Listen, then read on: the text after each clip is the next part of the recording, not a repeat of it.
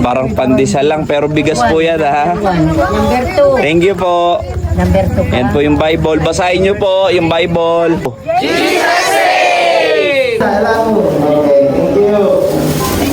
Salamat po, Nay. God bless po. Amen. At nandito na nga po tayo sa Paway para mag-held ng 14 and 15 evangelism sa ating North Luzon Loop.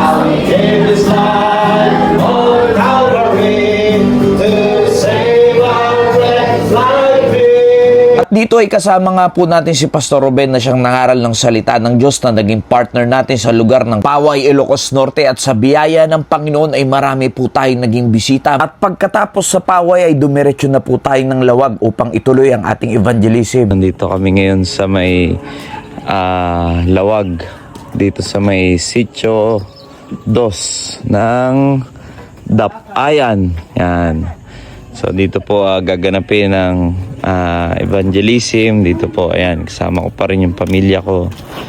So ayan, please pray na marami pong mga kaluluwa ang magpahayag ng pananampalataya. So dito lang tayo mag-held ng evangelism. So ngayon ay 6:22 ng hapon. At dito ay inabot na nga po tayo ng gabi dahil ang ating schedule sa araw na yan ay 3 evangelism. Magmula sa Corimao, sa Paway hanggang dito sa Lawag. Pero sa biyaya ng Panginoon, kahit kami po ay ginabi na, marami pong bisita. At marami ang willing makinig ng salita ng Diyos. At kahit pa nakakaramdam na ng panghihina ng katawan, ay nakakabusog naman pang espiritual na makita na ganito karaming tao ang willing makinig ng salita ng Diyos. At maalaman nila ang tunay na kaparaanan ng kaligtasan. Kasama ko po dito si Pastor Camilo na siyang nangaral ng salita ng Diyos. Iti Ilocano, iti kinapatag iti biyag.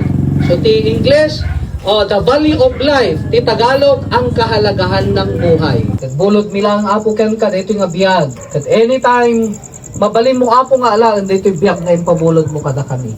Kim apo agyaman kami kini Apo Jesus nga natay dyan krus ti Kalbaryo. Tapno kasta apo bayadan na subutan na dagiti basbasol mi. Nagyamang kami apo iti sagot nga pan nakaisalatan.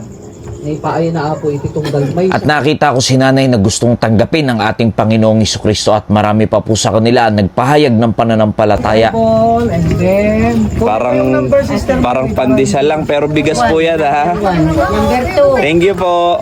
Number 2 pa. Yan po yung Bible. Basahin nyo po yung Bible. Muli tayo ay binigyan ng katagumpayan ng ating Panginoon at salamat po muli sa lahat ng sumuporta, tumuwang, sa mga panalangin, sa mga nagbigay ng Biblia at sa mga nagbigay ng pambili ng bigas. Purihin ng Panginoon sa inyo pong mga buhay. At sa mga gusto pa pong tumuwang sa gawain ito ay malaya po kayo mag-PM sa ating Facebook. Nawa naging pagpapala ang video ito. Maraming salamat po and God bless you all.